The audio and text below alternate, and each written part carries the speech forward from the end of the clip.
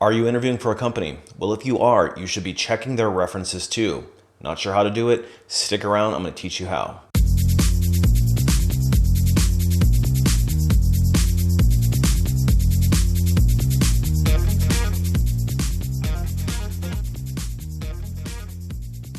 Hey everybody, it's Brian from A Life After Layoff, and today I want to share with you how to check an employer's references when you're in an interview process. Now, as a corporate recruiter and an HR professional with over 20 years of experience interviewing and hiring thousands of people into some of the world's most well-known and well-respected companies, I know a thing or two about reference checking. And companies routinely check references on employees as they're considering making an offer, but the employee should be doing the same thing. When you're sitting in an offer process or you're considering a company very seriously, you should absolutely be assessing that company the same way they're assessing you, because we have to act like a free agent and we have to assess the opportunity to ensure that it aligns with our long-term career goals and that the company is going to be a high-quality employer. And there's lots of different ways to do that. So in this video, I'm going to walk through some of those steps that you can take to check that employer reference to make sure that everything is on the up and up. Before we get too far into it, if you're interested in more videos just like this one directly from a corporate recruiter, make sure you hit that subscribe button. You might also want to consider hitting that notification bell so that you don't miss any future posts. All right, so I made another video about whether or not employers check your references. And the answer is yes. In a lot of cases, a lot of employers will check your references prior to extending an offer. So how the reference process works is typically the employer will ask you to provide 2 to 3 people that you worked with, specifically previous bosses or people who can speak very clearly to your work performance and any strengths and weaknesses that you might have. And it's just a way for them to de-risk the hire, so to speak. They want to ensure that they're hiring somebody that knows what they're doing, has a good work ethic, and is of high character. Typically, the recruiter will do that and will ask you to provide those 2 to 3 references. Preferably, we like to see former bosses, people that you reported to directly, but you can also provide people that you used to support directly. So if you worked in a recruiting position, for example, I might ask a business partner that I directly supported so that they can speak to my performance on the job.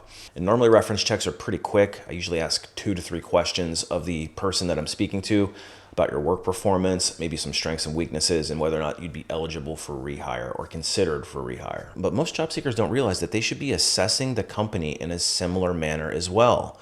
And they can also be checking the references of the employer because it's a two-way street. By checking references, what are we hoping to learn about that employer that's going to help us assess whether or not it's a great opportunity? Number one, you want to know what the company culture is like, whether or not the hiring manager is a good hiring manager to work for, whether or not the environment has any potential red flags or signs of toxicity that you should be aware of, and whether or not the company is worthy of your time as the employee.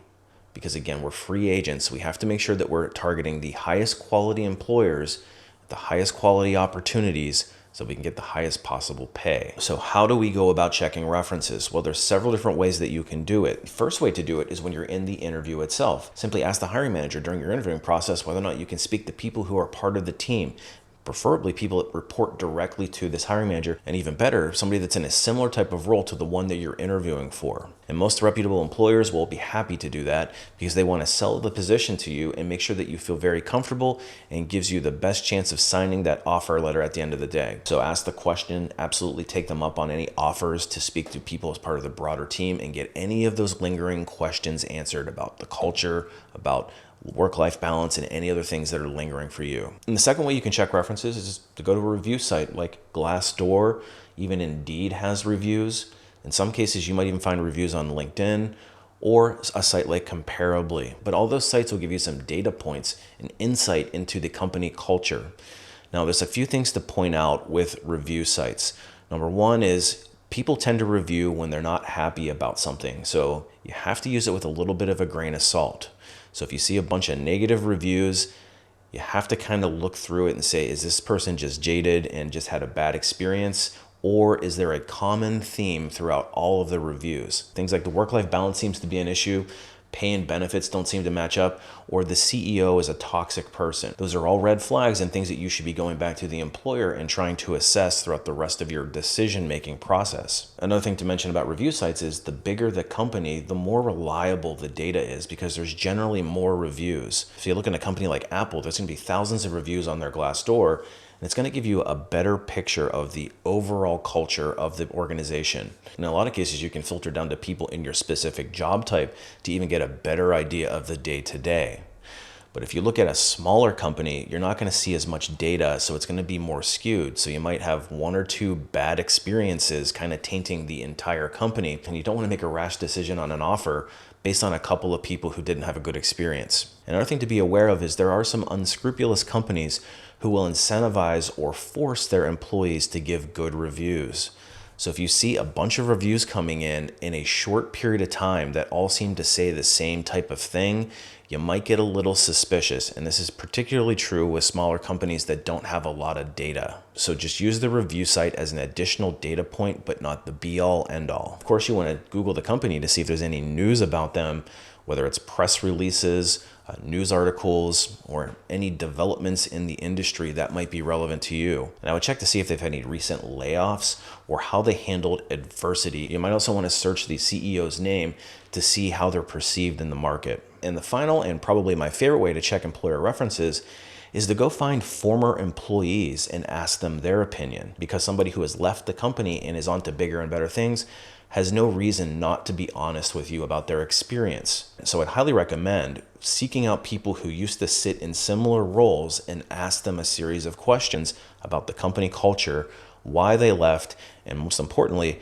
would they go back to that employer if another opportunity arose? Because that's a huge indicator of whether or not that company culture is worth considering. So how do you find those former employees? Well, let me show you how. In order to find a previous employee, we want to head over to LinkedIn and we want to go up to the search feature and let's type in the company that we are interviewing for and we're considering. So in this case, let's just say that this is the company that we are interviewing for, and we want to find all of the people who used to work there previously. So we want to click on this people tab at the top filter. Now the search results are going to show active people who are currently working there, and you can tell by where it says current. What we want to do is try to filter out the current people and only look at people who used to work there. So what we want to do is click on all filters and scroll down to past company and then select our target company. And then we'll show results. And now we can see a list of people who used to work at the company. And you can scroll through and start to look for people who are in similar types of roles. And me, for example, Emily and Ryan both work as talent acquisition or worked as talent acquisition or recruiters in their past. So I might reach out to both of them and just send them a quick note saying, hey, my name is Brian. I am considering a role at Pilot, and I noticed that you used to work there.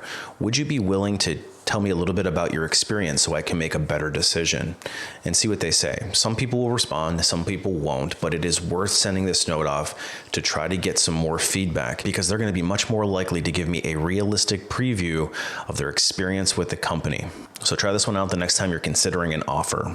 So all of these strategies should be combined to give you a wide variety of data sets, because the more information you have in an employer, the better the decision that you're going to be able to make. We want to make sure that it aligns with our career goal, but we also want to make sure that we're joining a company that respects the employee and is going to be a positive place for you to work. But if you're struggling to find those good quality employers, that's actually something that I specialize in. I've got a website called lifeafterlayoff.com, loaded with tips and tricks, all from an insider's perspective. And I have some of my deepest and most intimate knowledge in the form of some training courses. The first one is called Resume Rocketfuel. It is designed to teach you how to write a resume that's going to give you the best chance of getting noticed by that recruiter to get that first round interview. And once you get that first round interview, it's up to you to sell yourself throughout the rest of the interviewing process. And that's where the ultimate job seeker bootcamp comes in. It's loaded with tips, tricks, and insider advice on how to ace each step of that interview process and ultimately to land that dream offer. If you need some more personalized help or you have a lingering question that you need answered, I offer some private one-on-one coaching sessions, and you can reach me through my website for those. Hey, happy job hunting. Congratulations on that job offer. And hopefully this helps you to determine whether or not that employer is worth your time and energy. And with that, we'll see you on the next one.